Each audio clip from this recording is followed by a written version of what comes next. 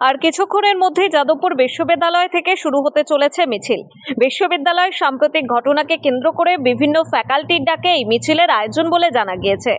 যাদবপুর বিশ্ববিদ্যালয় থেকে শুরু হয়ে মিছিলটি যাবে গোলপার্ক পর্যন্ত। মিছিলকে ঘিরে ইতিমধ্যে বিশ্ববিদ্যালয় চত্বরে তৈরি হয়েছে ব্যাপক তৎপরতা। জমায়েত হতে শুরু করেছেন অংশগ্রহণকারীরা, বাড়ছে উত্তেজনাও। ঠিক কি পরিস্থিতি এই মুহূর্তে যাদবপুর বিশ্ববিদ্যালয়ের সামনে?